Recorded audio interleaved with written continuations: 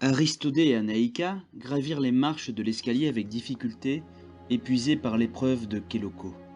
Ils atteignirent finalement le troisième étage de la tour, où ils furent accueillis par une atmosphère plus fraîche et beaucoup plus calme. Merci Syria, tu nous as sauvé la vie là-bas. Je ne sais pas comment nous aurions fait sans toi. Ils furent immédiatement frappés par l'ambiance qui y régnait. La pièce était grande, éclairée par des torches qui projetaient des ombres sur les murs en pierre. Les tribunes vides s'élevaient tout autour d'eux, comme si elles étaient destinées à accueillir un public nombreux. Mais ce qui les surprit le plus, c'était la musique qui résonnait dans l'arène. C'était le son des tambours de guerre. Isoxane le tauren entra dans l'arène d'un pas déterminé, sa tête haute et ses cornes noires se dressant vers le ciel. Il était imposant, avec un pelage noir épais et des muscles saillants. Il portait une énorme masse à deux mains qui semblait peser des tonnes, mais il la manipulait avec une aisance déconcertante. Il salua respectueusement Aristodée et Anaïka, d'un hochement de tête respectueux, avant de se mettre en position pour le combat. Mes chers Aristodée et Anaïka, je vous félicite pour votre réussite aux épreuves de Gollum et de Kéloko. Vous avez fait preuve de courage et d'intelligence. Et maintenant, je vous invite à relever un défi encore plus difficile. Mon épreuve à moi, c'est de vous battre en combat. Mais ne vous inquiétez pas, je ne vous demanderai pas de combattre avec la violence et la haine. Au contraire, je vous invite à vous connecter à la force de la nature, à la paix intérieure et à la tranquillité de l'esprit.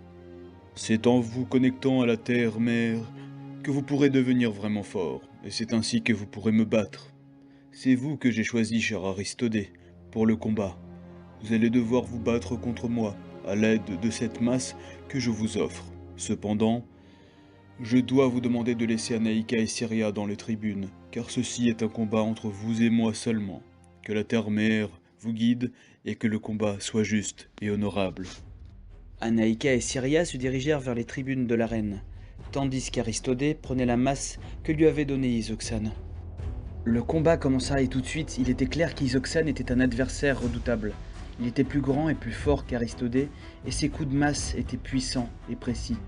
Anaïka et Syria regardaient, impuissantes, tandis qu'Aristodée se battait vaillamment, mais il était clair qu'il était en difficulté face à la force impressionnante d'Isoxane. Il esquivait les coups de son adversaire, mais il était difficile de lui faire mal avec sa masse. Les coups résonnaient dans l'arène, accompagnés des rugissements du tauren. Aristodée réussit à porter quelques coups à Isoxane, mais ce dernier était trop fort pour lui. Il finit par vaincre Aristodée, le jetant au sol avec une puissance dévastatrice. Isoxane se tenait debout, triomphant, tandis qu'Aristodée était au sol, vaincu et trop fatigué pour se relever. Isoxane regarda Anaïka et Syria dans les tribunes et leur fit un signe de tête pour les remercier d'avoir assisté au combat.